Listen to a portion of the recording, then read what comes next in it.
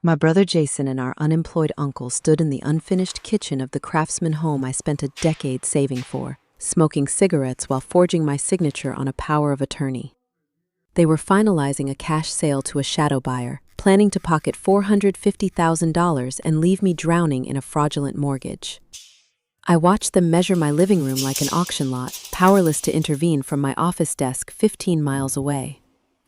What they did not know was that my career as a global supply chain auditor trained me to spot system anomalies, prompting me to embed 6 motion-activated microcameras inside the drywall and air vents just 48 hours prior.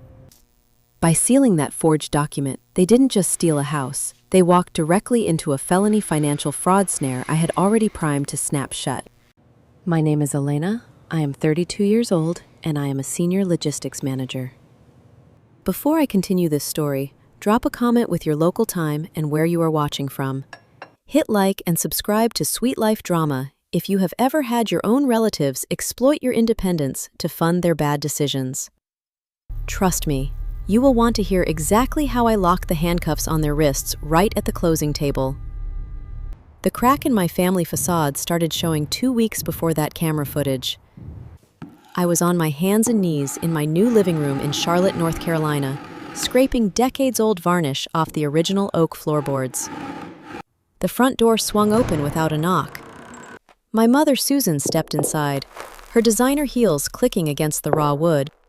She bypassed saying hello, stepping over my sander to hand me a plastic grocery bag containing 2 cheap frozen dinners. She looked around the empty space, her mouth pulled into a tight line. Jason's wife is filing for divorce, she announced, crossing her arms over her cashmere sweater. Chloe works 12-hour shifts in the ICU, and she found out Jason hasn't been to his sales job in 3 weeks. He needs a win, Elena. He told her he is flipping a property with Uncle Todd. I kept my scraper pressed against the floor. And what does his lie have to do with my house, Mom? It is not a lie if you let him take over the renovation contract, she replied, her tone shifting into that practiced, reasonable cadence she used whenever she needed a favor that cost money. You are single. You work constantly. You do not need a 3-bedroom house in a family neighborhood.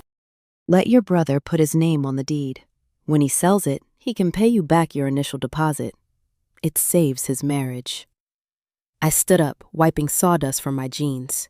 I put $80,000 down on this property. I am not gifting my life savings to a man who gambles his rent money. My mother sighed, the heavy, performative kind designed to pull oxygen from the room. She reached into her purse, pulled out a spare key I had given her for emergencies, and tossed it onto the kitchen island. The metal clattered loudly against the granite. Family shares opportunity, she said, her voice dropping an octave, losing the sweetness. Do not be selfish just because you have nobody to provide for.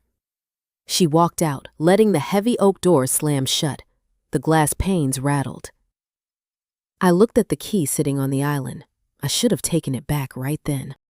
I should have thrown it in the trash. Instead, I left it there, assuming her dramatic exit was the end of the conversation. It was a fatal miscalculation.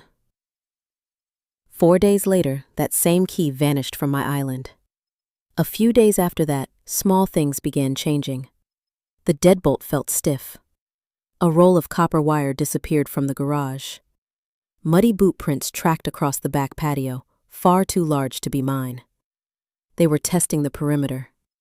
They were getting comfortable. I did not confront them. I did not call my mother to scream. I went to the hardware store, purchased the surveillance equipment, and spent an entire Sunday wiring the house in silence. If they wanted to play real estate moguls with my property, I would let them. I wanted to see exactly how far they would go.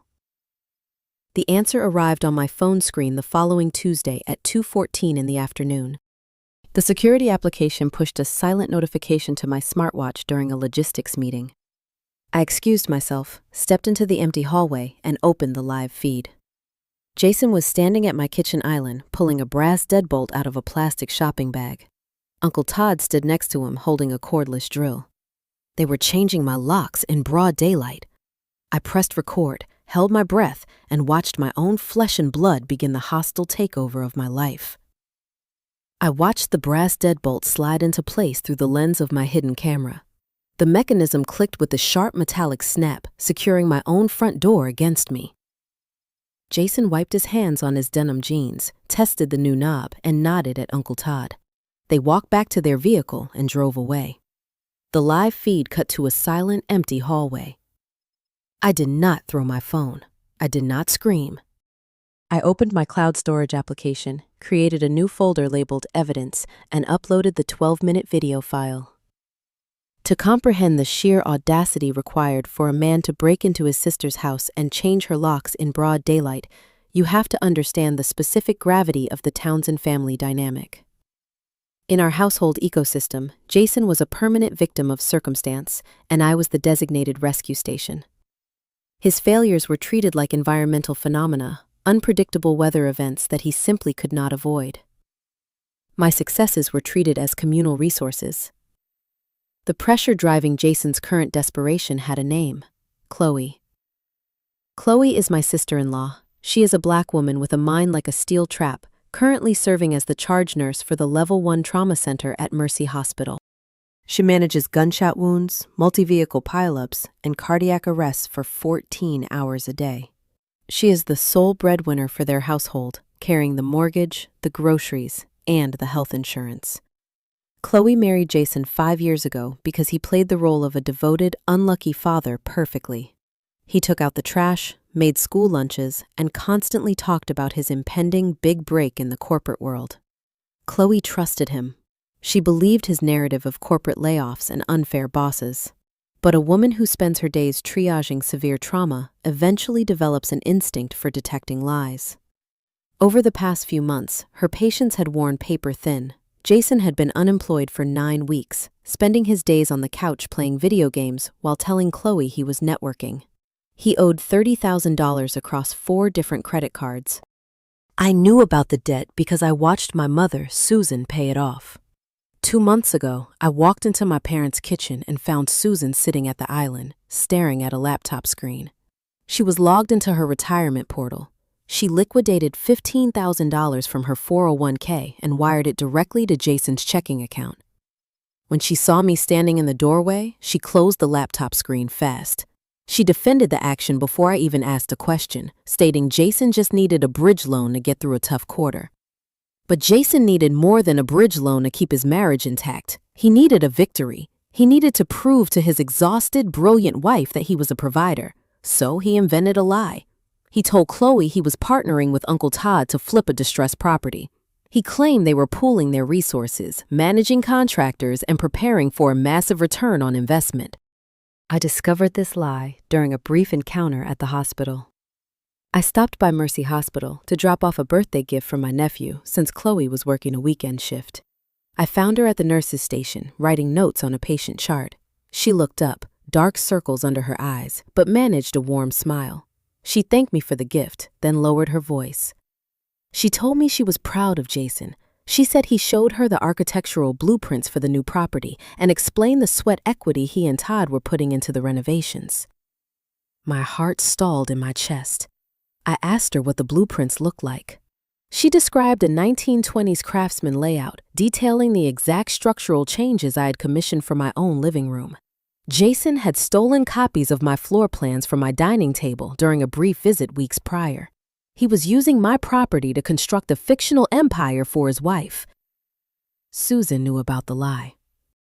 Instead of correcting it, she decided to make it a reality by forcing me to surrender my asset.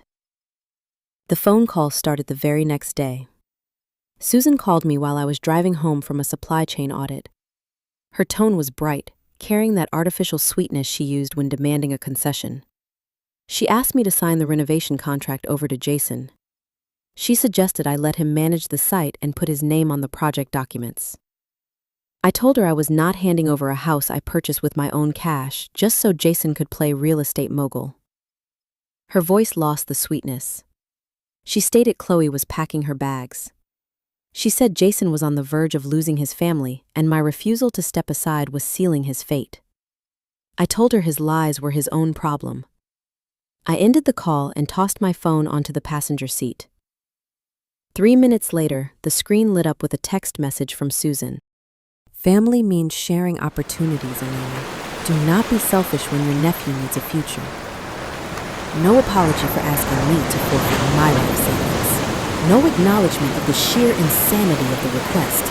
Just a demand, wrapped in guilt, leveraging a child. I picked up the phone at a red light. I typed a single word. No. I hit send. She did not reply.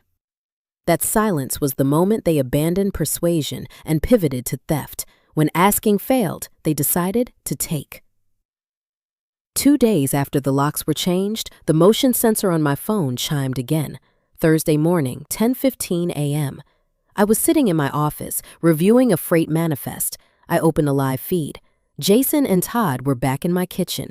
This time, they were not carrying tools. They were carrying the manila envelope. I watched through the camera, concealed in an air vent, as Jason spread the paperwork across my kitchen island. This was the moment I described earlier, the moment they forged my signature on the power of attorney.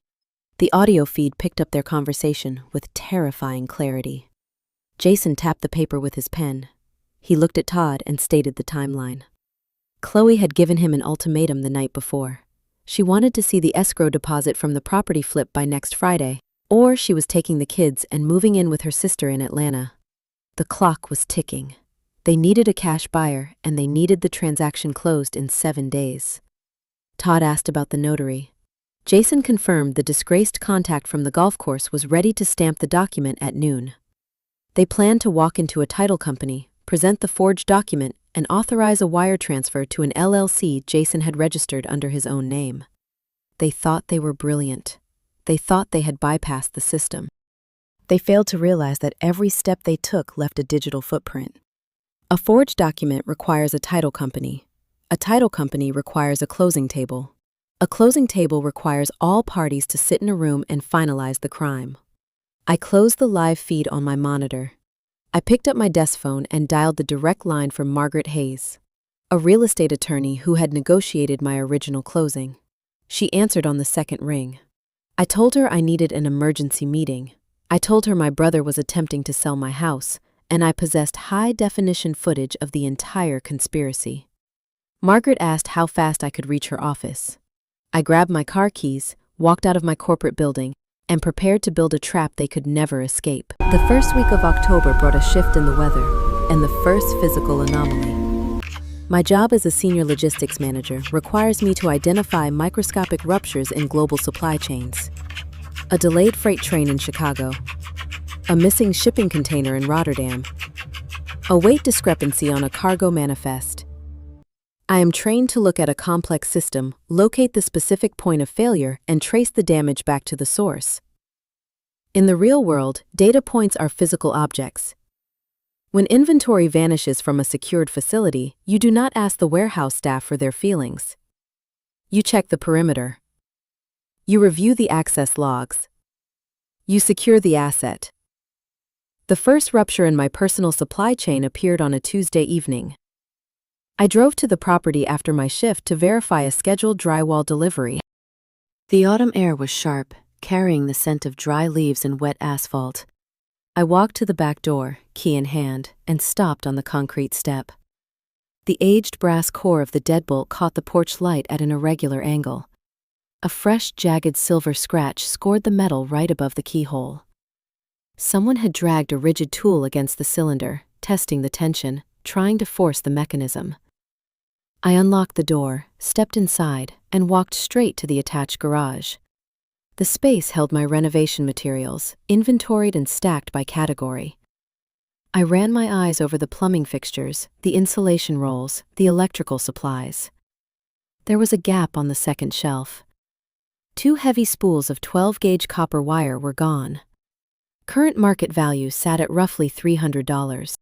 Subcontractors sometimes misplace small hand tools, but they do not misplace industrial spools of raw copper. I did not pull out my phone. I did not dial my mother to demand an explanation. I did not text Jason to accuse him of theft. Confrontations create noise. Arguments give the opposition a chance to build a defense, to twist the narrative, to rally the enablers. Shouting matches do not generate admissible legal evidence. They only burn energy. The next morning, I called in a personal day. I drove to a specialized electronics retailer 2 towns over, paying in cash. I purchased a high-definition pinhole security system, 6 micro cameras, a localized digital video recorder, and a premium encrypted cloud sync subscription. I returned to my house and spent 9 hours wiring the property. I did not hire a technician. A technician leaves an invoice. A technician talks. I did the work myself. I mounted the first lens behind the slatted metal grate of the living room air return vent. The dark shadow of the duct masked the hardware perfectly, providing a clear sweep of the front entryway. I embedded the second camera inside a sheet of unpainted drywall near the kitchen island. I used a utility knife to score a precise rectangle, secured the device, and covered the tiny aperture with a thin layer of joint compound, leaving only a microscopic pinprick for the lens to see through. I positioned the remaining 4 units to cover the back door, the garage interior, the primary hallway, and the master bedroom window. I synced the hardware to my phone. I established a localized network independent of the standard home router. I routed the data stream to push instantly to 3 separate cloud servers located in different geographic regions. If someone smashed the physical cameras or destroyed the local drive, the footage would already reside on a server farm in another time zone. By sundown, my property was no longer just a renovation project. It was an audit trap. 48 hours passed. I was back in the corporate office, sitting at the head of a mahogany table in a glass-walled conference room. 3 regional directors were arguing across the table about a delayed shipment of industrial turbines. I was reviewing a quarterly expenditure report, tracing a line of black ink with my pen. My phone sat face down next to my coffee cup. At exactly 2:15 p.m., my smartwatch vibrated against my wrist, a single short pulse. I glanced at the digital display. Motion detected, living room primary. Motion detected, kitchen island. A sharp, cold spike of adrenaline punched through my chest. My fingers trembled against the edge of my file folder. I squeezed my eyes shut for a microsecond, forcing a long, slow breath through my teeth to shove the panic down. I locked my hands together to hide the shaking, looked at the regional director currently speaking, and stated in a perfectly level voice that I needed to take an urgent operational call. I stood up, grabbed my phone, walked out of the conference room, and pushed through the heavy doors into the empty emergency stairwell. The air in the stairwell was cold, echoing with the hum of the building's ventilation system. I leaned my shoulder against the concrete wall and opened the security application. The high-definition feed buffered for 2 seconds before locking into a crisp, color image. The audio track snapped online, capturing the hollow sound of footsteps on raw oak floorboards. Jason stepped into the frame. He was not breaking a window. He was pulling a silver key out of the front door lock. It was the emergency spare key I had entrusted to my mother 18 months prior. She had not just authorized a casual visit. She had handed him the physical mechanism to bypass my boundaries. Uncle Todd followed him inside, wiping his boots on the entryway mat. They did not look like men dropping by to check on a family member's renovation. They moved with the cold, assessing energy of property appraisers. I stood in the concrete stairwell, holding my phone, watching my brother walk through my living room. He tapped the walls, checking the stud placement. He looked up at the vaulted ceiling. He pointed to the unpainted drywall near the kitchen. Standing less than 3 feet from the hidden lens recording his face. My hands felt like ice. The skin on the back of my neck prickled. I watched him evaluate my decade of labor, my savings, my future, and reduce it all to an inventory list. "Nice layout," Todd said, his voice echoing in the empty room. "Good bones. Plumber did a clean job on those lines." "It will show well," Jason replied. "The comps in this zip code are climbing every quarter."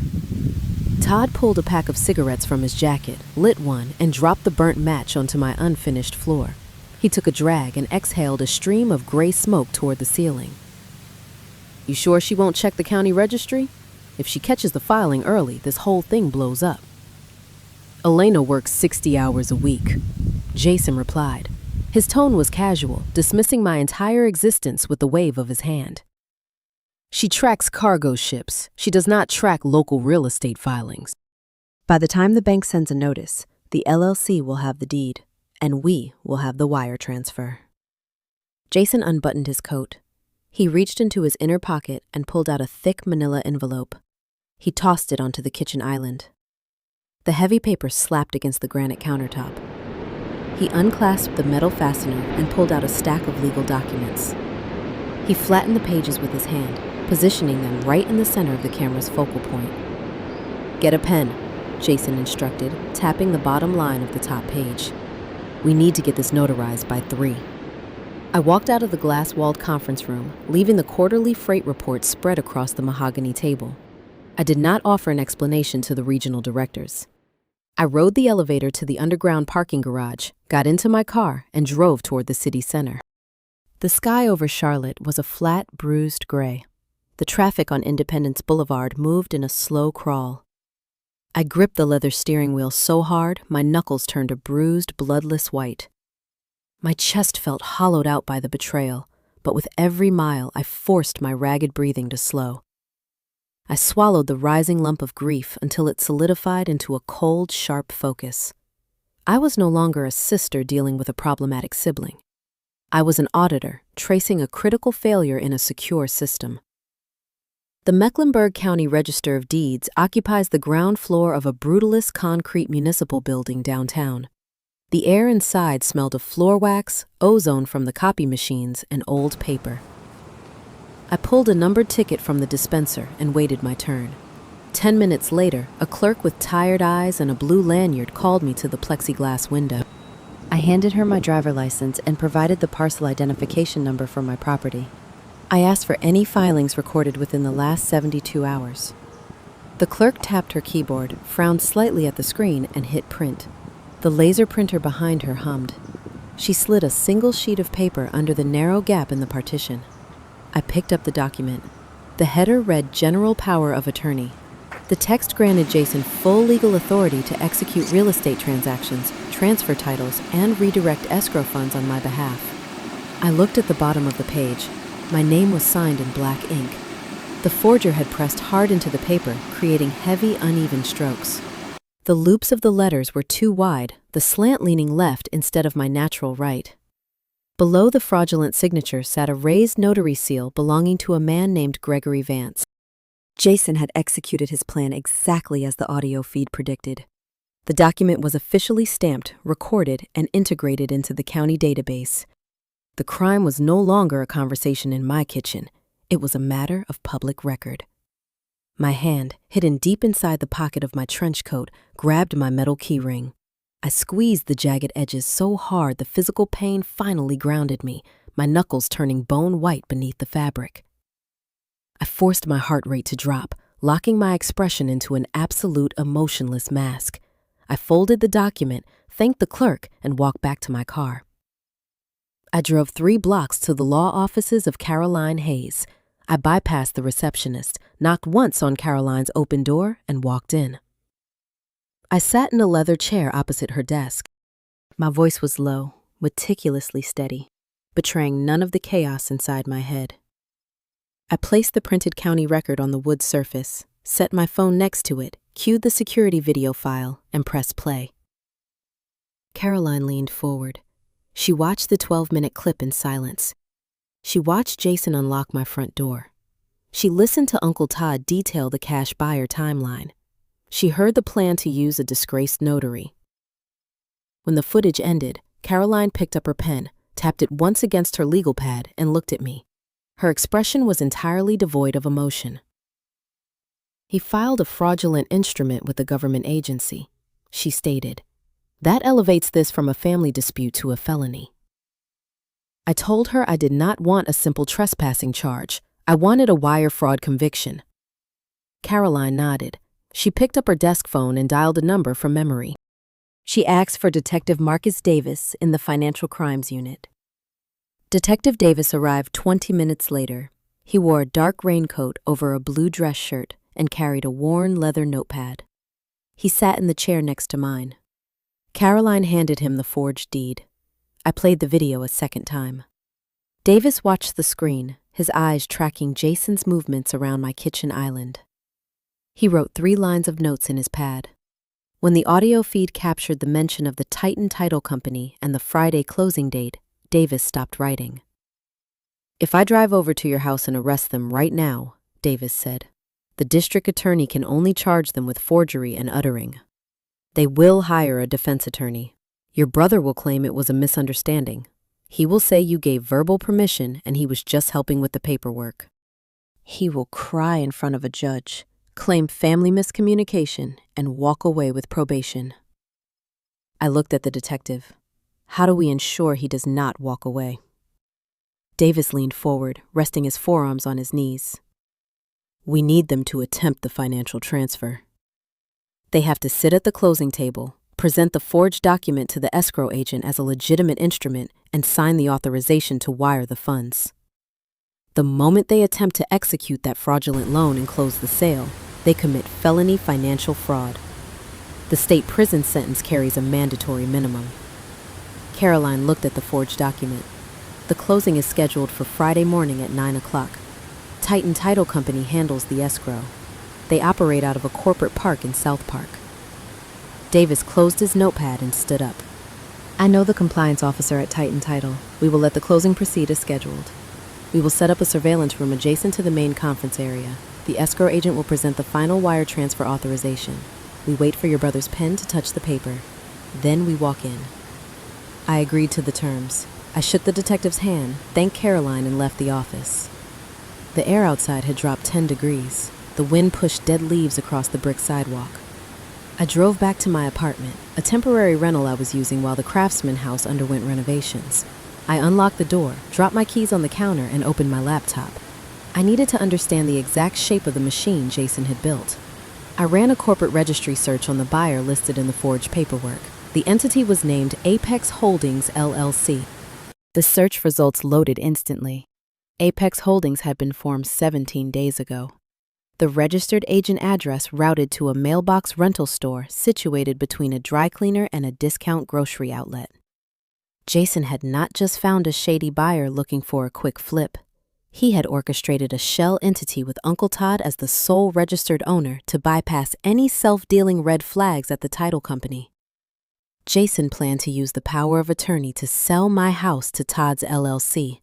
Then, as my supposed legal representative, Jason would authorize a third-party disbursement, directing the sale proceeds straight into his own joint checking account, leaving me holding a defaulted mortgage. The depth of the premeditation erased any lingering trace of familial guilt I might have harbored. He was not acting out of sudden desperation. He had been planning my financial ruin for nearly a month. The trap required my total absence.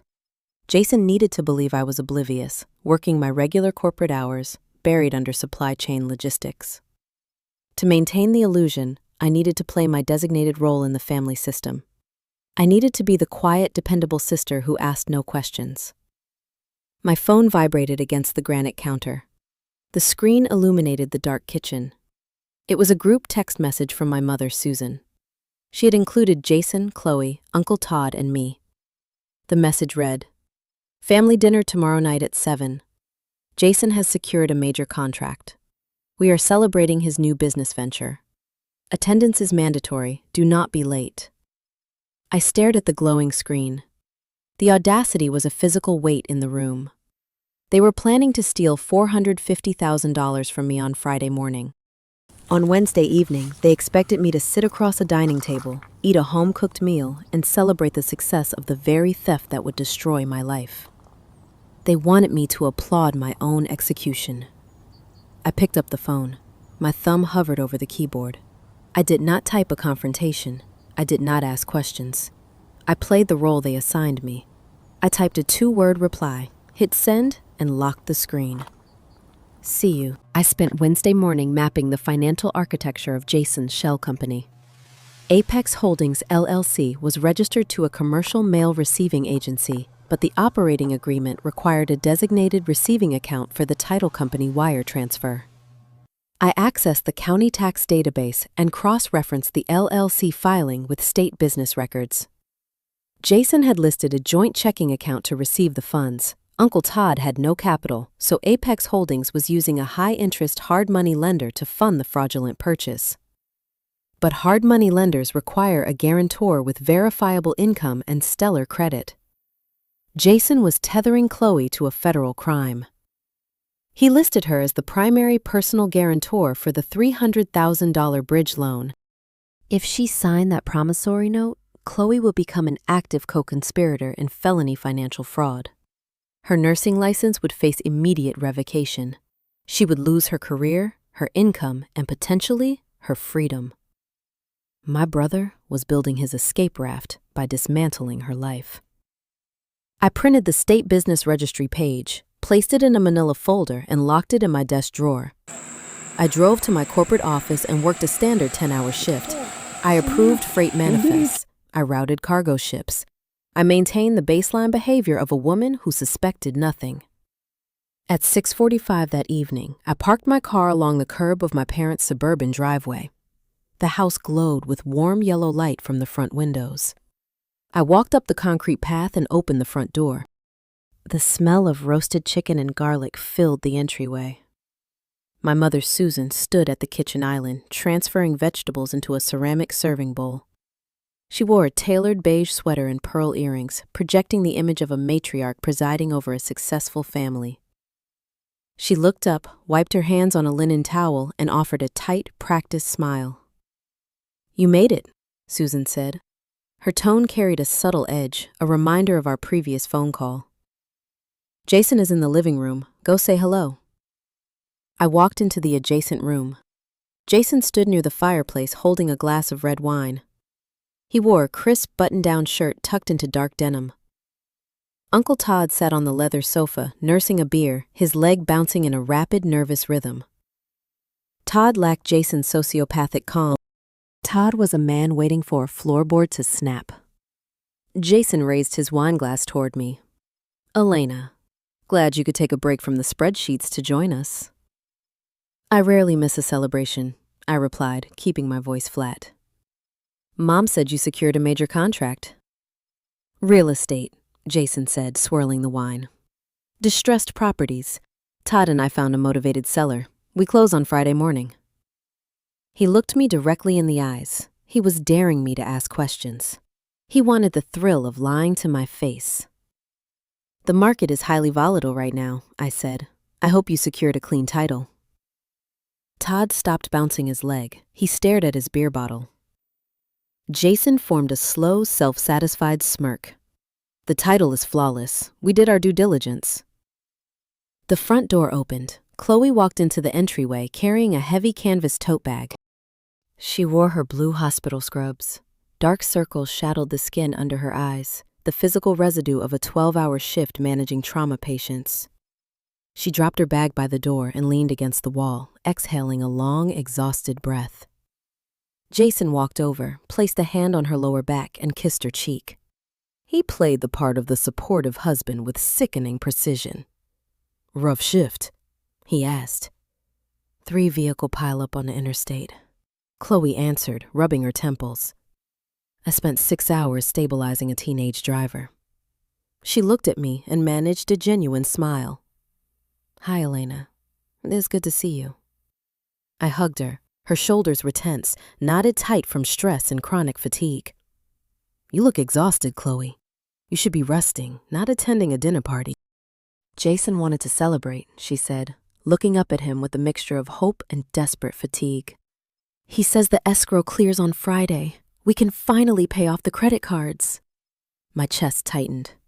She was drowning, and the man holding her head underwater was telling her he was teaching her how to swim. Susan called us to the dining table. We took our seats. My father, Gerald, sat at the head of the table. He carved the chicken in silence. He knew Jason had no capital, no investors, and no legitimate business acumen. He knew the narrative was a fabrication, yet he passed the serving plates and participated in the charade. "Let us raise a glass," Susan announced, holding up her water goblet. "To Jason and Todd. They proved that hard work and family loyalty always pay off." Everyone raised their glasses. I lifted mine and took a sip of ice water. "Chloe," Susan continued, turning her focus down the table, "I hope you recognize the effort Jason is putting in to secure your family's future. It takes a strong man to navigate the commercial real estate market." Chloe nodded, staring at her plate. "I appreciate it, Susan. It has been a difficult year." "It is only difficult when people refuse to share their blessings," Susan said. She shifted her gaze to me. The underlying accusation was unmistakable. She was using this dinner to punish me for denying Jason the renovation contract. She wanted me to feel isolated, to witness the family unit rallying around my brother while I sat on the perimeter. "Opportunities require leverage," Jason added, cutting into his chicken. "Sometimes you have to take what the market offers."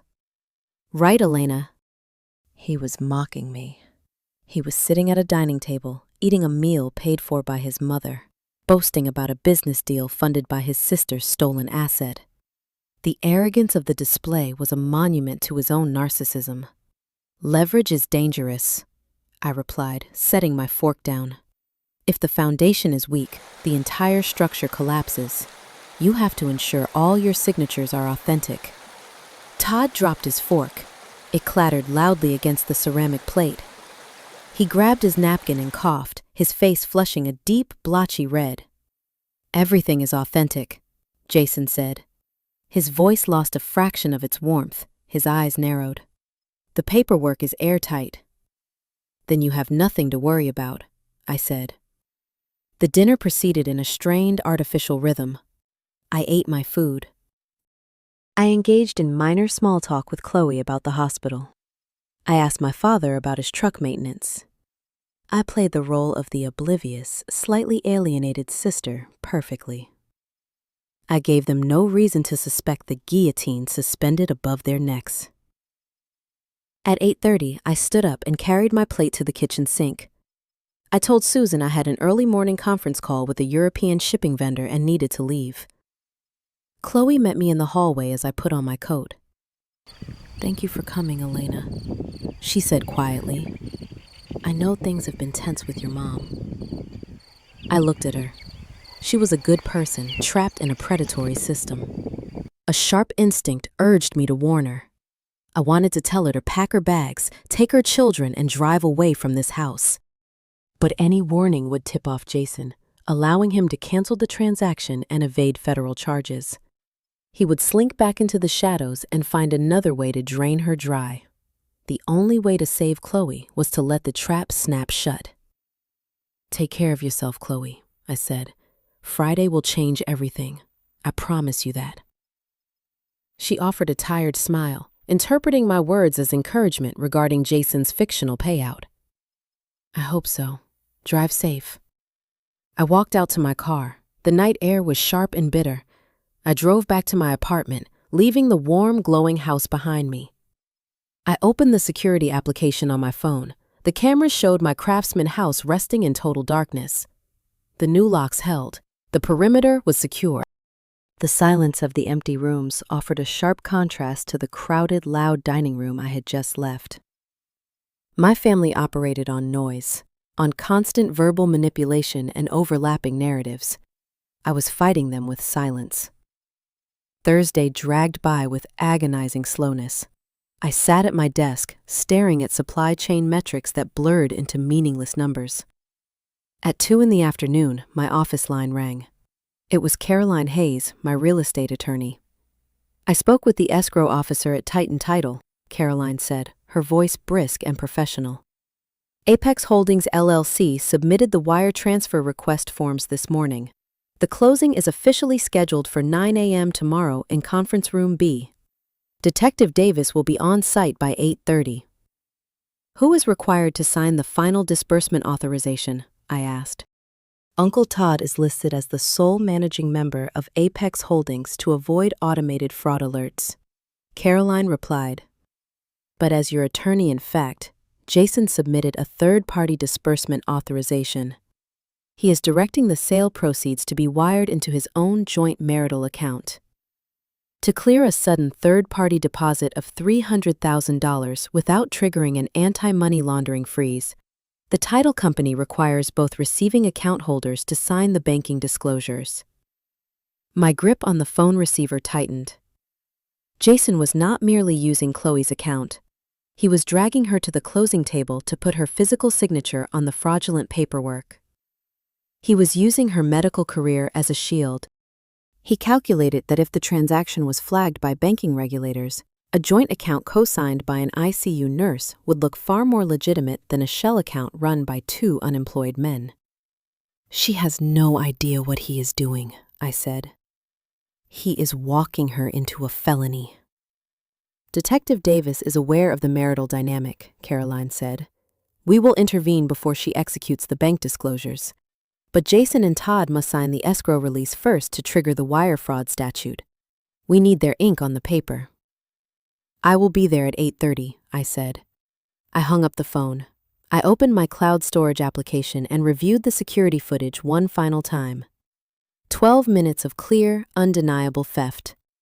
I downloaded the files to my encrypted tablet, placed the device in my leather briefcase, and turned off my office computer. The preparation was complete. The foundation was set. There was nothing left to do but watch the structure fall. The glow of the porch light at my parents' house spilled across the concrete driveway, casting long shadows over the manicured lawn. I parked my car behind a row of familiar vehicles. My mother had invited the extended family. 2 of my aunts had already arrived, their sedans parked neatly along the curb. I turned off the engine and sat in the dark for a full minute. The cold steering wheel grounded my hands. I was about to walk into a room filled with people who shared my DNA, sit at a table funded by my stolen future, and eat a meal prepared by the woman who handed over my house keys. I stepped out of the car. The evening air carried the sharp chill of late autumn. I walked up the front steps and opened the heavy oak door. The entryway smelled of roasted garlic, butter, and pine. It was the scent of a curated family gathering, an artificial holiday staged to celebrate a crime. Laughter echoed from the living room. The clinking of crystal wine glasses rang from the kitchen. I slipped off my coat and hung it in the hall closet, smoothing the fabric of my dress shirt. I needed to look like the woman they expected, the quiet, compliant sister, the reliable target. I walked into the kitchen. My mother, Susan, stood by the double ovens wearing a tailored beige blouse and pearl earrings. She was transferring roasted vegetables into a porcelain serving dish. Aunt Martha and Aunt Helen leaned against the granite island, holding glasses of white wine, watching Susan with polite admiration. Susan looked up and caught my eye. Her smile materialized instantly, a practiced curve of her lips that did not reach her eyes. "You made it," she said. Her tone carried a bright, brittle edge. "We were worried you might be too busy with your spreadsheets to join us." I walked over and poured myself a glass of ice water from the pitcher on the counter. "I wanted to see Jason," I replied. "I hear he has big news." Susan turned back to my aunts, her chest lifting with a deep breath of maternal pride. "He secured a commercial real estate contract, distressed properties. He and Todd are flipping a major asset. The closing is this Friday." Aunt Martha nodded, taking a sip of her wine. "I always knew Jason would find his footing. He just needed the right opportunity." My fingers tightened around my water glass. The condensation transferred the freezing temperature straight into my skin. I did not correct her.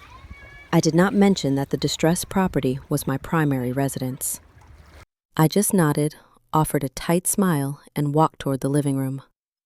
Jason stood near the brick fireplace. He wore a crisp, button-down shirt tucked into dark denim, a silver watch catching the light from the overhead fixture. He held a glass of red wine, swirling the dark liquid while talking to Uncle Todd. Todd sat on the edge of the leather sofa. Unlike Jason, Todd lacked the sociopathic endurance required to enjoy this charade. Todd was sweating.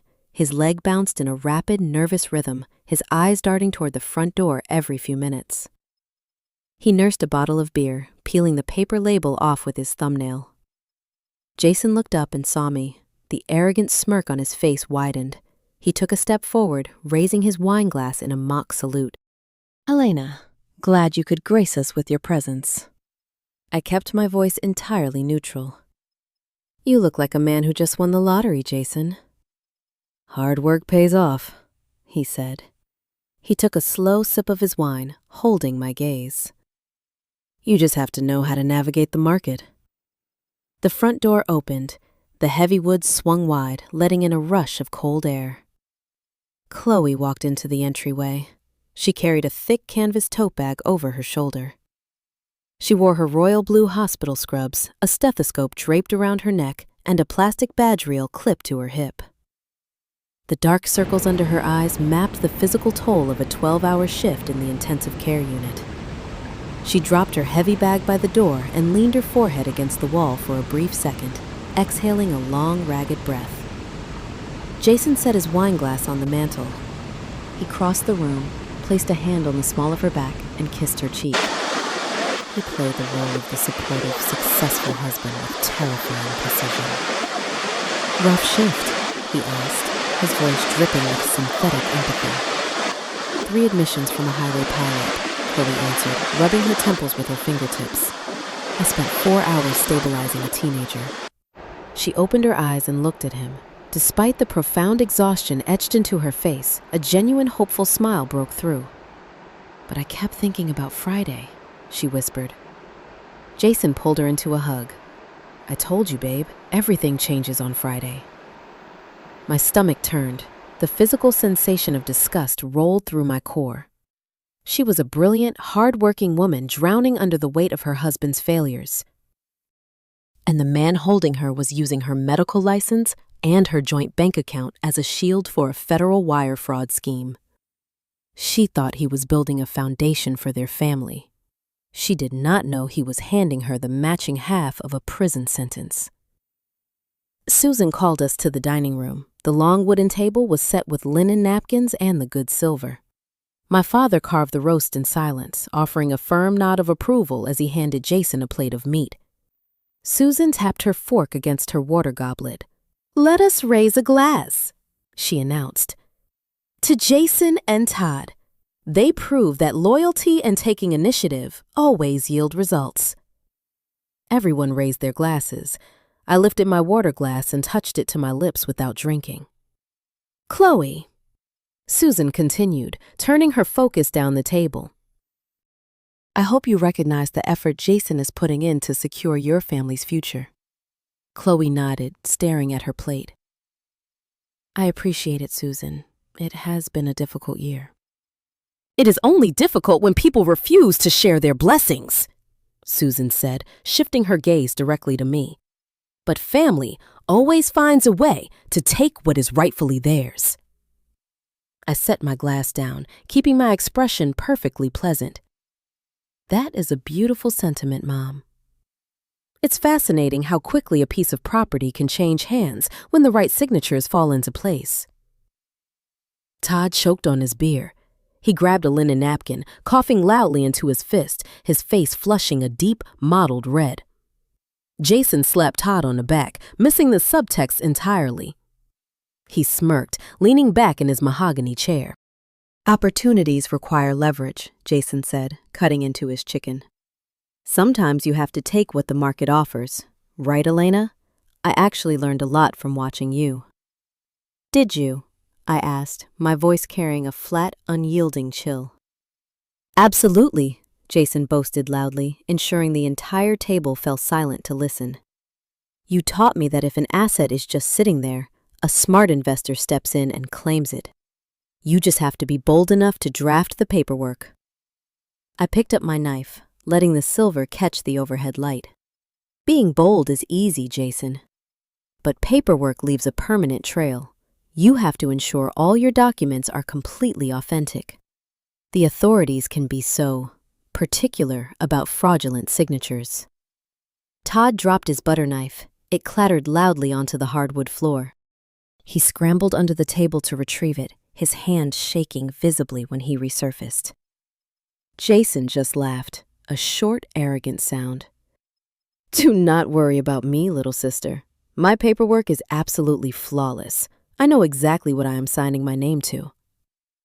I am counting on that, I replied gently. I turned my attention to my sister-in-law, who was rubbing her temples in exhaustion. I hope the numbers add up for you, Chloe. Friday is going to be a day you never forget. Chloe offered a tired, genuine smile. I really hope so. We are going to use the rest to start a college fund for the kids. The dinner dragged on for another 40 minutes. I chewed my food, swallowed, and provided generic answers to my aunt's questions about my corporate job. I played the part perfectly. At 8:30, I stood up, thanked Susan for the meal, and excused myself, citing an early morning conference call with a European vendor. I walked out the front door and stepped into the freezing night. The cold air hit my lungs like glass. I walked down the driveway, unlocked my car, and slid behind the steering wheel. I looked back at the house through the windshield. The warm yellow light spilled from the dining room window. I could see the silhouettes of my family passing plates, laughing, celebrating the theft of my decade of labor. I started the engine and put the car in drive. The charade was over. They had eaten their meal. They had spoken their lies. Now, the clock was ticking down to Friday morning, and the stage was set at the Titan Title Company. They thought they were walking into a payday. They did not know they were walking into an execution. The steady rain in Charlotte washed over the corporate park windows, turning the morning traffic into a blur of gray motion. I stood inside a darkened observation room on the 3rd floor of the Titan Title Company in South Park. The enclosed space smelled of ozone from a nearby copy machine and the bitter scent of black coffee growing cold in a paper cup on the table behind me. A wide pane of one-way glass stretched across the right wall, looking directly into Conference Room B. To anyone sitting in the adjacent room, the glass appeared as a standard frosted mirror reflecting the heavy mahogany table and plush leather chairs. On our side, it provided a flawless, unobstructed view of the kill zone. Margaret Hayes stood to my left, her posture rigid, a yellow legal pad cradled against her chest. Detective Davis leaned against the doorframe, his arms crossed over a dark raincoat, his eyes fixed on a digital monitor resting on a metal cart. The monitor relayed the high-definition audio and video feed from the security cameras, positioned in the conference room ceilings. We did not need the screen to see the targets, but Davis required the recorded audio to secure the felony indictment. The digital clock on the wall clicked to 9:02. The heavy oak door of Conference Room B swung open. Jason walked in first. He wore a charcoal suit that pulled tight across his shoulders, the fabric carrying a cheap sheen under the recessed lighting. His hair was slicked back with a rigid layer of gel, locking every strand into place. He carried a leather portfolio under one arm and moved with the unearned swagger of a man who believed he had outsmarted the system. Uncle Todd shuffled in behind him. Todd wore a faded windbreaker over a flannel shirt. He bypassed the comfortable chairs at the center of the table and selected a seat closest to the exit. The moment he sat down, his right leg began a rapid, nervous bounce, his knee striking the underside of the mahogany table with a dull thud. I watched Jason unzip his portfolio. He pulled out the forged power of attorney, smoothing the pages flat with the palm of his hand. He checked his silver watch, leaned over, and whispered a quick phrase to Todd. Todd wiped his palms on his denim jeans and nodded. They were ready. The bait rested on the table, the trap was primed. Then the door opened a second time, and the air left my lungs. I stepped forward, my shoes silent on the carpet, pressing my hand flat against the cool glass of the one-way mirror. Chloe stepped into Conference Room B. She wore her royal blue hospital scrubs, an identification badge clipped to her collar, a stethoscope shoved hastily into the side pocket of her heavy canvas tote bag. Her hair was pulled into a messy knot, and the dark circles under her eyes mapped the physical residue of another brutal night shift in the intensive care unit. She dropped her bag onto an empty chair and rubbed her temples, looking around the sterile corporate room with a mixture of profound exhaustion and hesitant hope. Jason stood up immediately. He pulled out the chair next to his and guided her into it, kissing the top of her head. He played the role of the devoted provider, smiling down at the woman whose life he was actively destroying. "Why is she here?" I asked, my voice barely a whisper in the dark observation room. Margaret lowered her legal pad. Her eyes narrowed as she watched Chloe settle into the leather chair. She is not listed as an authorized agent for Apex Holdings. She has no legal standing regarding the property transfer. Detective Davis pushed off the doorframe. He stepped up to the glass, his jaw tight. He stared at the tableau unfolding in the next room, then looked down at his leather notebook. He muttered a sharp, harsh curse under his breath. "He needs it for the bank," Davis said, his voice flat and hard. The receiving account for the wire transfer is a joint marital asset. To clear a sudden cash deposit of $300,000 without triggering an automatic federal hold, the title company requires a dual signature authorization from both account holders. He brought her here to sign the banking disclosures. The sheer gravity of his words hit me like a physical blow. Jason was not merely using Chloe's checking account as a passive receptacle for stolen funds. He had driven to the hospital, picked up his wife after she spent 12 hours keeping trauma patients alive, and dragged her to a corporate office to put her physical signature on fraudulent federal paperwork. If Chloe signed that authorization, she ceased to be a bystander. In the eyes of the law, she became a willing co-conspirator in a felony fraud scheme. A felony conviction would trigger the immediate revocation of her nursing license. She would lose her career, her income, her freedom, and her children.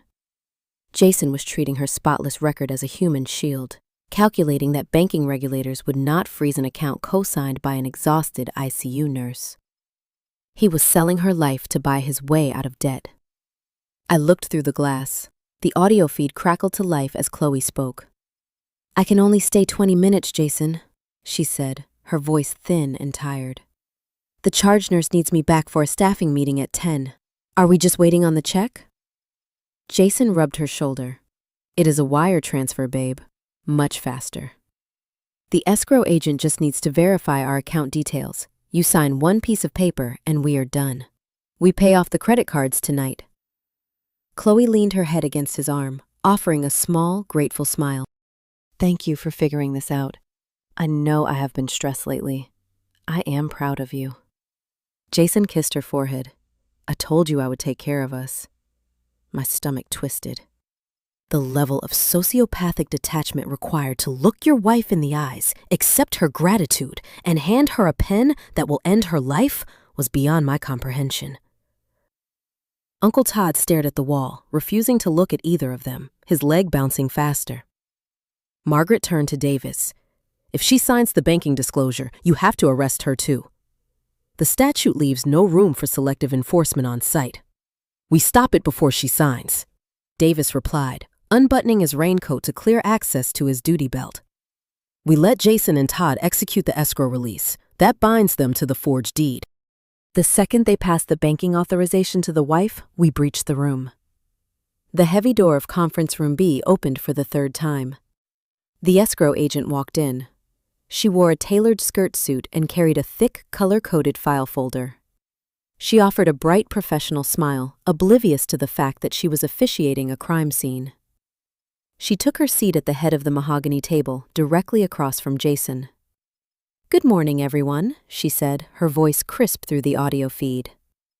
"Thank you for your patience. I have the final closing packet for the property transfer to Apex Holdings, LLC. She opened the folder and extracted the stack of documents. She placed the forged power of attorney on the top of the pile. "Mr. Townsend, we received the notarized power of attorney authorizing you to execute this sale on behalf of the current title holder. I need you to sign the settlement statement acknowledging the final sale price of $300,000. She slid a silver pen in the document across the polished wood. Jason did not hesitate. He did not read the fine print. He took the pen, uncapped it, and signed his name with a swift, arrogant flourish. The escrow agent retrieved the paper, checked the signature, and nodded. "Excellent. Now regarding the disbursement of funds, you elected to bypass a cashier's check in favor of a direct wire transfer to your primary financial institution." "That is correct," Jason said, sitting back in his chair. "We want the funds available immediately." The agent pulled out a final single-page document. She placed it in the center of the table. Because you are directing the seller's proceeds to a third-party joint account instead of the title holder's primary account, anti-money laundering compliance requires both receiving account holders to verify the routing numbers and formally accept the deposit. Mr. Townsend, I need your signature here on the third-party disbursement order. Mrs. Townsend, I need yours right below his. Jason picked up the pen. He signed his name on the first line. He turned to his wife. He offered her the silver pen. Just right there, babe, he said softly. Chloe took the pen. She leaned forward, reading the routing numbers to ensure they matched her checking account. She shifted her weight, preparing to press the ink to the paper. Davis wrapped his hand around the brass handle of the observation room door. Now, I said. The escrow agent smoothed her hand over the thick stack of closing documents resting on the polished mahogany table. She tapped a manicured fingernail against the final signature line of the wire transfer authorization.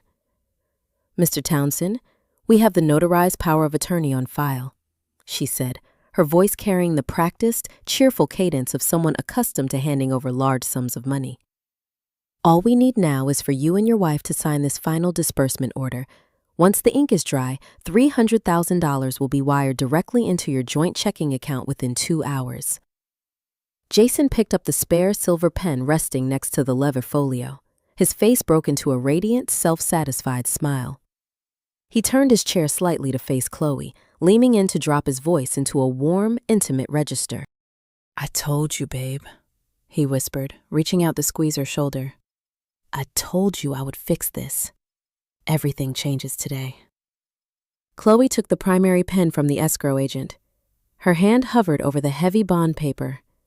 Her face held a fragile mixture of profound exhaustion and desperate hope.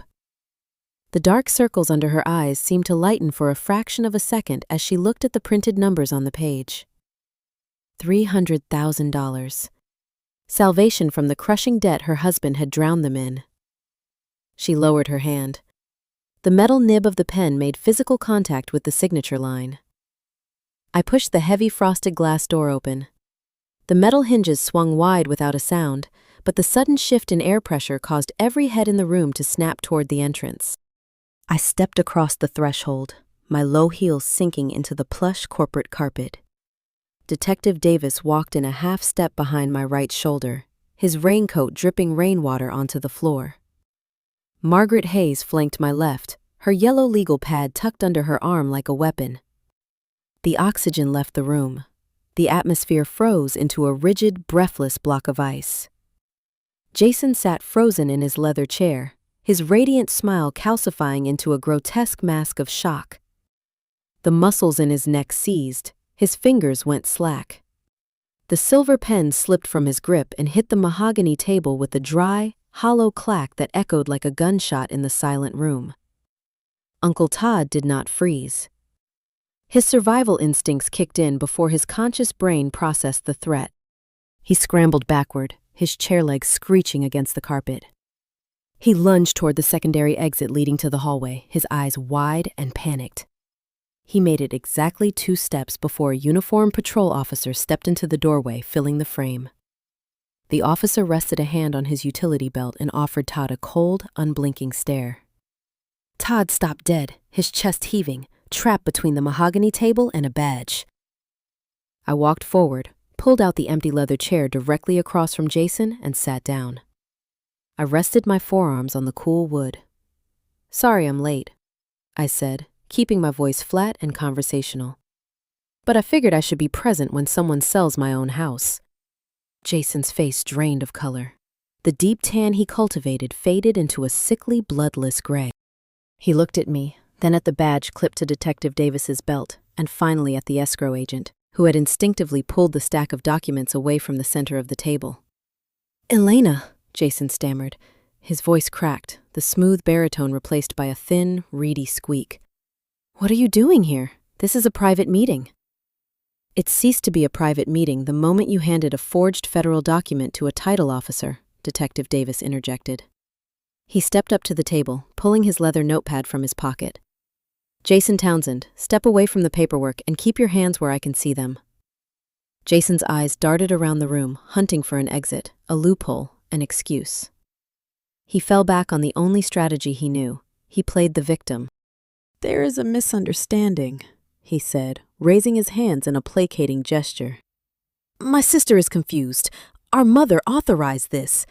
Mom told me to handle the property renovations. I am the project manager. Elena is just upset about a family disagreement. I leaned forward. You broke into my house on Tuesday at 2:14 in the afternoon. You used a stolen spare key. You changed my deadbolt. You stood in my kitchen and told Todd that I worked too many hours to check county property records. Todd let out a low whimpering sound and backed himself flat against the wall. That is insane, Jason shot back, his voice rising in pitch. He pointed a shaking finger at me. She is making this up. She is trying to ruin my business deal. Tell them, Todd. Tell them she is lying. Todd stared at the floor, refusing to make eye contact with anyone. The uniformed officer stepped forward, grabbed Todd by the shoulder, and spun him around to face the wall. Hands behind your back, the officer ordered. Todd complied instantly, his shoulders shaking as he began to sob quietly. I turned my attention to Chloe. She was still sitting in her chair, the pen hovering inches above the desk. She looked at Jason, then at me, then at the police officer securing Todd. The fog of her 12-hour hospital shift was burning off, replaced by a sharp, terrifying clarity. Chloe, I said softly, put the pen down. She looked at the document in front of her. The wire transfer authorization, the joint checking account routing number. Her husband's signature already drying in black ink on the line above hers. Jason, Chloe whispered. Her voice trembled, but not from fear. What is this? It is our money, babe, Jason pleaded, reaching across the table to grab her arm. Do not listen to her. Elena is just jealous. She has always been jealous of us. Just sign a paper and we can leave. We can pay off the debt. Do not touch her, I snapped. The command cracked like a whip. Jason's hand froze in midair. Margaret Hayes stepped forward and addressed the escrow agent. I am Margaret Hayes, legal counsel for the legitimate property owner, Elena Townsend. The power of attorney submitted to your office this morning is a fraudulent instrument. The notary seal belongs to an individual whose commission was revoked 13 months ago. The escrow agent gasped, her professional demeanor shattering. She snatched the entire closing packet off the table and clutched it to her chest as if the paper itself were on fire. The funds have not been released, she said rapidly, looking directly at Detective Davis. No wire transfer has been initiated. Good, Davis said. He turned his focus back to Jason. Because if that ink had touched the paper, we would be discussing a mandatory minimum sentence in a state penitentiary. Jason stood up. The chair tipped backward and crashed onto the floor. You set me up, he yelled, the facade of the successful businessman crumbling into the reality of a cornered thief. You set this whole thing up. Mom is going to hear about this. You are dead to this family, Elena. Dead. Mom gave you the key, I replied, holding his gaze. But she did not force you to forge my signature. She did not force you to set up a shell company. And she did not force you to drag your exhausted wife to a closing table to use her medical license as a shield for your money laundering. Chloe dropped the pen. It rolled across the polished mahogany and fell off the edge, landing on the carpet. She stood up slowly, pushing her chair back. She looked at the man she had married, the father of her children, the man she had supported through years of manufactured bad luck. You used our joint account, Chloe said. The realization hit her with physical force. She pressed her hands against her stomach. You told me we were getting a commission. You were stealing your sister's house, and you brought me here to guarantee a fraudulent loan. You were going to make me a felon. Babe, no, listen, Jason begged, taking a step toward her. I did it for us. I did it for the kids. We needed the money. You did it for yourself! Chloe fired back, her voice suddenly echoing with raw, uncontained fury. You lied to my face every single day! You sat at the dinner table and drank wine and told me you were building a future. "You are a parasite, Jason." She reached into her tote bag, pulled out her hospital badge, and clipped it to her scrubs. She was shifting from the role of a betrayed wife into the clinical detachment of a medical professional dealing with a hazard. She turned to Detective Davis. She stood tall, her shoulders squared. "I have no knowledge of this transaction," she stated firmly. "I have not signed any documents, and I am willing to provide a full statement detailing exactly what my husband told me regarding his whereabouts and his finances for the past month." "We appreciate your cooperation, Mrs. Townsend," Davis said. He pulled a pair of steel handcuffs from his belt. The metal links rattled in the quiet room. Jason backed away, hitting the edge of the conference table. He pointed at the wall where Todd stood handcuffed. "It was his idea. Todd found the notary. Todd set up the LLC. You liar!" Todd screamed over his shoulder, his face pressed against the drywall. "You stole the blueprints. You printed the deed. I just drove the truck." Wait, let us talk about this," Jason pleaded, turning back to me. "Elena, please. We are family. I will cancel the LLC. I will give the house back. Just tell them to stop." I remained seated. I looked at his panicked, sweating face, searching for any trace of the brother I had grown up with. I found nothing but a stranger wearing a cheap suit, begging for a rescue station that had finally closed its doors. "The house was never yours to give back," I said, "and we are done talking." Detective Davis stepped around the table, grabbed Jason's right arm, and twisted it behind his back. The loud, sharp click of the handcuffs securing around his wrist signaled the end of his fictional empire. Jason's face drained of color. The deep flush of artificial confidence vanished, leaving a pale, sickly gray across his cheekbones. His jaw worked up and down, but his vocal cords failed to produce a sound. He looked at the heavy stack of escrow documents resting on the mahogany table, then darted his gaze toward the uniformed officer standing near the exit. The reality of the trap began to penetrate his rehearsed narrative. He gripped the edge of the table, his knuckles turning white as he attempted to stabilize his trembling frame. "Elena, what are you doing here?" he stammered. His voice carried a thin, reedy pitch stripped of its usual baritone resonance. "This is a private corporate meeting. There is a misunderstanding here." He released the table and took a step toward the center of the room, deploying the defensive tactic he had practiced since childhood. He denied his actions attacked my character and attempted to reverse our roles. He pointed an unsteady finger across the polished wood directly at my chest. "She is trying to ruin my business deal," he announced to the room at large. His eyes pleaded with the escrow agent to believe him. "Mom told me to help you manage the house, Elena. You know that.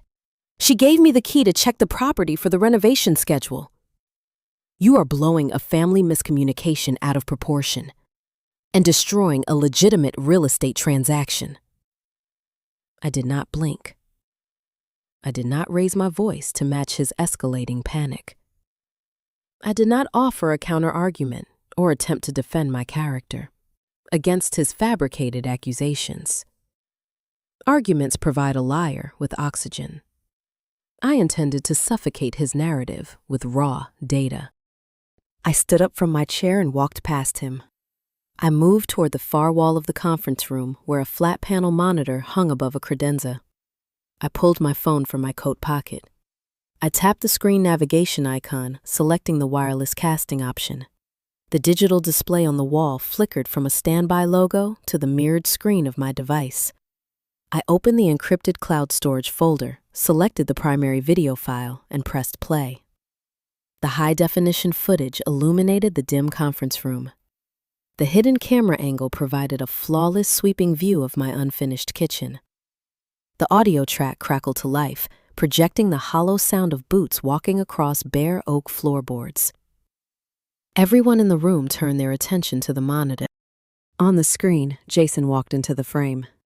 He dropped a heavy brass deadbolt onto the granite island. Uncle Todd followed him, striking a match to light a cigarette. The digital timestamp glowed in the bottom corner, marking the exact hour and minute of the intrusion. The audio feed caught Todd's raspy voice first. You sure she won't check the county registry? If she catches the filing early, this whole thing blows up. Then Jason's voice echoed through the conference room speakers, crisp and unbothered. Elena works 60 hours a week. She does not track local real estate filings. By the time the bank sends a notice, the LLC will have the deed, and we will have the wire transfer. Jason stood in the center of the conference room, staring at his own face on the television monitor. The victim performance died in his throat. He could not claim a misunderstanding while his digital counterpart openly discussed defrauding a bank. He could not claim our mother sent him to manage renovations while the video showed him plotting a clandestine sale. On the screen, the recorded version of Jason pulled a manila envelope from his jacket and spread the forged power of attorney across my kitchen island. "Just one signature on this," he instructed, tapping the paper. "I know a notary who lost his license but kept his stamp. We use his seal. The Cash Buyer LLC funds the deal in 7 days."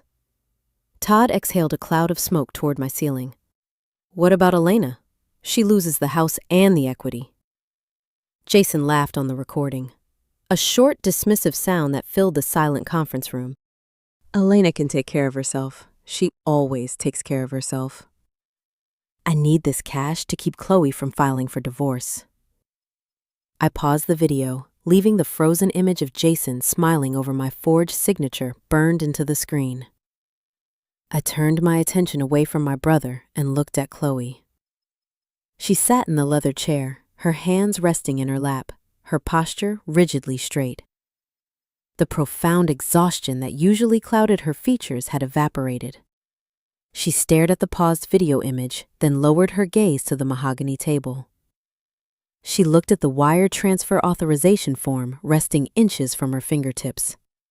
She stared at the blank signature line designated for her name right below the ink where Jason had already signed his.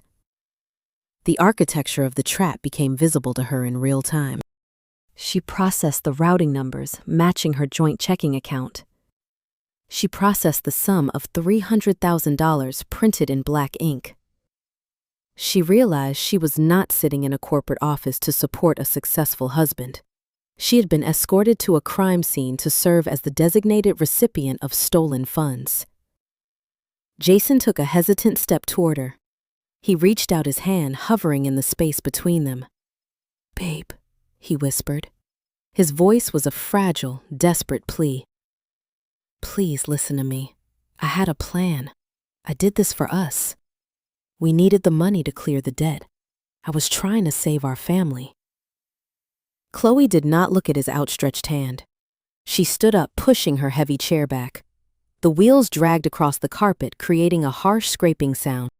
She picked up the silver pen she had been holding moments prior. She looked at the metal barrel, then let it slip from her fingers. It hit the table and rolled, coming to a stop against the edge of the forged escrow packet. She raised her head and met Jason's eyes. The shock in her expression fractured and fell away, replaced by a cold, primal fury. The transformation was physical. Her shoulders squared, her jaw locked tight, and the lingering hesitation vanished. "You were going to use my name to launder money you stole from your own sister," she said. Her tone was terrifyingly quiet, carrying a lethal precision. "You dragged me out of the hospital after a 12-hour shift to sign a federal wire transfer document. You were going to turn me into a felon, Jason. You were going to let me lose my nursing license to pay for your gambling debts. You scum." "Babe, no," Jason begged, taking another step forward. "I protected you. The LLC is in my name." Chloe did not answer with words. She looked down at her right hand, her fingertips tracing a faint smudge of black ink left by the pen she had almost pressed to the page, the physical stain of the crime he nearly anchored to her soul. She reached slowly into the side pocket of her heavy canvas tote bag and coiled her fingers around the familiar, cold rubber of her stethoscope. With a slow, precise motion, she drew the medical instrument from the bag and wrapped it tightly around her left hand, coiling it over and over like a protective binding, establishing a sterile, professional boundary between herself and the husband who viewed her spotless record as a human shield. She was shedding the skin of the blind, devoted wife and anchoring herself back to the brilliant, exhausted trauma nurse she truly was. Chloe swung her arm in a tight, unbroken arc. Her open palm struck Jason directly across his left cheek. The impact echoed through the room, with a sharp cracking sound like a branch snapping under heavy ice. The force of the blow knocked him off balance. He stumbled backward, his heel catching the leg of a chair, and he collapsed heavily into the leather seat. He pressed a hand to his face, staring up at his wife in stunned silence. Chloe did not offer a second glance. She smoothed the front of her scrubs and faced Detective Davis. Her voice held the clinical detachment she used when assessing a hazard in the emergency room. "Detective," she stated, her eyes locking onto the badge clipped to his belt. "I have no knowledge of this transaction. I have not signed any documents presented here today. I will provide a full statement detailing everything my husband told me regarding his whereabouts and his financial activities. I will testify against him in any capacity you require." Davis nodded. He pulled a small notebook from his breast pocket, flipped it open, and closed it again. We appreciate your cooperation, Mrs. Townsend. Your willingness to testify will be documented in the official report. He stepped past her, walking around the edge of the mahogany table. He unclipped the steel handcuffs from his duty belt. The metal links rattled a stark industrial sound, cutting through the tension in the room. He reached down, grabbed Jason by the collar of his cheap suit jacket, and hauled him to his feet.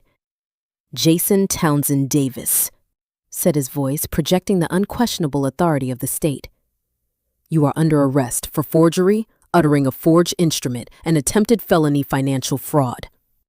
He twisted Jason's right arm behind his back, the first cuff locked around his wrist with a sharp click. Davis grabbed the left arm, pulled it back, and secured the second cuff. Jason offered no physical resistance. His shoulders slumped, his head dropped forward, and the fight drained out of him. He stood in the center of the conference room, handcuffed and silent, a man who had finally run out of lies to tell. At the back of the room, the uniformed patrol officer moved toward Uncle Todd. Todd had remained pressed against the wall since the video began playing, hoping to blend into the drywall. The officer grabbed him by the shoulder, spun him around, and pushed him flat against the wall. "Todd Townsend, you are under arrest for conspiracy to commit financial fraud," the officer stated, snapping a second pair of handcuffs onto his wrists. I remained seated at the mahogany table, watching the scene conclude. I did not smile. I did not feel a rush of triumphant joy. I watched the police officers escort my brother and my uncle out of the conference room, their heads bowed, their futures sealed. I watched Chloe pick up her canvas tote bag, slide her stethoscope around her neck, and walk out the door, without looking back at the empty chair where her husband had been sitting. The escrow agent stood frozen in the corner, clutching her files, her eyes wide with lingering shock. Margaret Hayes picked up her yellow legal pad, nodded to me, and followed the detectives into the hallway. I stood alone in the quiet room, surrounded by polished wood and empty chairs, listening to the sound of the rain washing against the exterior windows. The ratchet of the steel cuffs tightening around Jason's wrists produced a sharp clicking sound. It echoed off the frosted glass walls of the observation room. Detective Davis secured the locking mechanism. He turned Jason toward the exit. The tailored charcoal suit bunched awkwardly around my brother's restrained arms. Todd followed a step behind, his head bowed, guided by the uniformed patrol officer. I remained seated at the mahogany table. I watched them walk out of the conference room. They moved into the main lobby of the Titan Title Company. The receptionist stopped typing on her keyboard. 2 loan officers stepped out of their cubicles. Clients sitting in the waiting area lowered their magazines. Jason kept his eyes fixed on the patterned carpet. He did not look up. He did not attempt to explain the situation to the onlookers. The arrogance he carried into the building evaporated. He left behind a hollow shell of a man facing felony prosecution. The destruction of the false reality Jason built took less than 48 hours. The state magistrate denied bail during the initial arraignment. Jason and Todd were remanded GDK holding facility. The prosecutor cited the forged documents, the premeditated shell company, and the flight risk as clear indicators of ongoing danger to the community. They traded their business attire for standard-issue detention uniforms. Chloe did not visit the facility. She did not deposit funds into a commissary account. She operated with the precision of a triage nurse isolating a severe contagion. She drove straight from the title company to a family law practice. She filed a petition for dissolution of marriage before noon. By Monday morning, a judge granted her emergency full custody of the children and issued a strict restraining order against Jason. She packed her belongings, loaded her children into her vehicle, and moved out of their shared home. She erased his presence from her daily routine. Uncle Todd folded immediately. He offered the detectives a full confession during his first interrogation in exchange for a reduced sentence recommendation. He detailed how Jason stole the architectural blueprints from my dining table. He provided the name and address of the disgraced notary. He confessed to driving the vehicle during the initial break-in. Todd's cowardice accelerated the indictment process. Jason faced a mountain of corroborated evidence and a co-conspirator willing to testify against him. The defense attorney Jason retained advised him to take a plea deal, noting that a jury would punish a man who attempted to implicate his innocent wife in a wire fraud scheme. Jason refused the deal out of pure pride. He remains incarcerated, awaiting a trial he cannot win. The inevitable retaliation from the family architect arrived on Tuesday evening. I was standing in my kitchen, wiping down the newly installed granite countertops with a damp cloth. My phone vibrated against the stone surface. The caller identification displayed my mother's name. I dried my hands. I answered the call.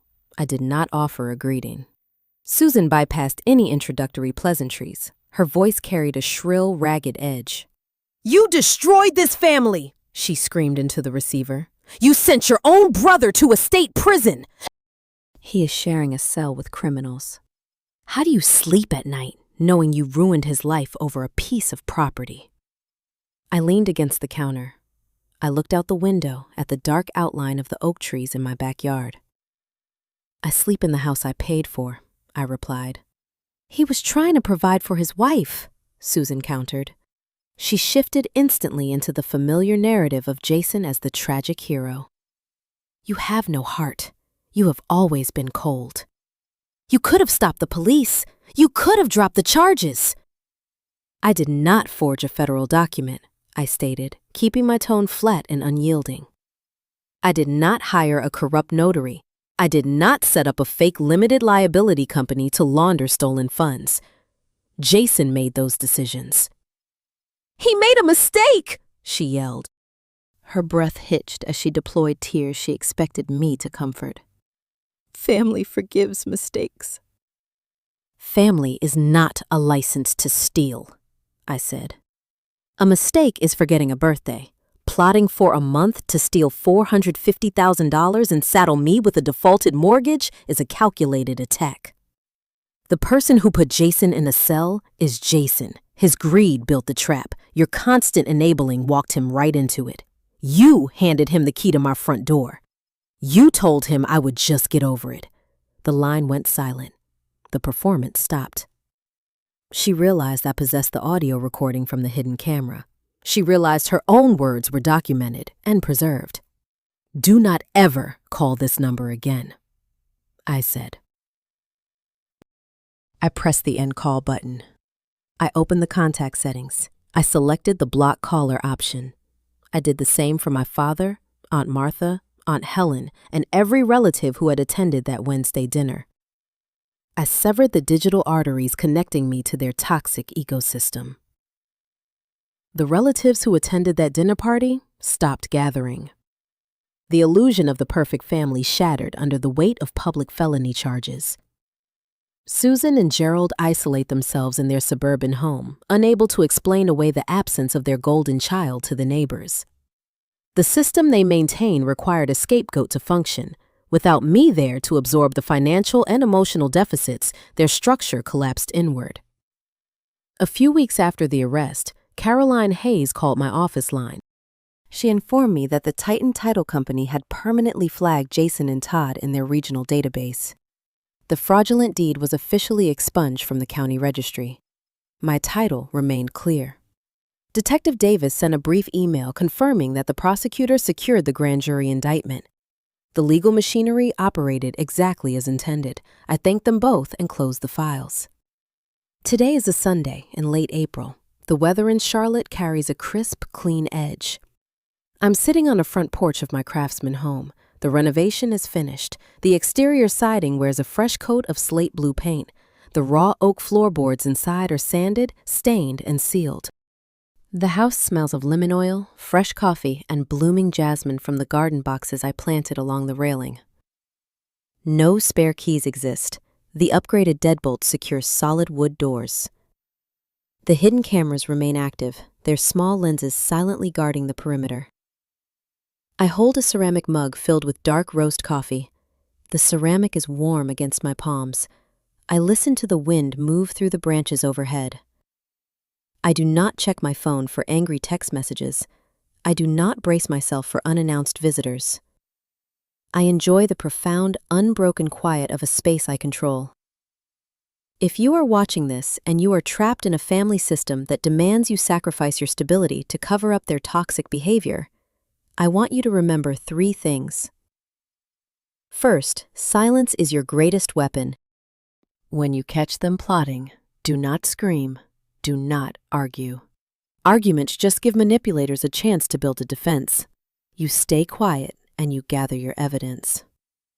Second, your independence is not a communal resource. Just because you are capable and hardworking does not mean your life savings are a safety net for someone else's bad decisions. And finally, a boundary is not a request. It is a locked door. When family members cross the line into felony fraud, you do not respond with a family meeting. You respond with handcuffs. Have you ever had to build a fortress to protect yourself from your own relatives? Have you ever had to sit across a table from someone you grew up with and watch them try to steal your future? Drop a comment below and tell me your story.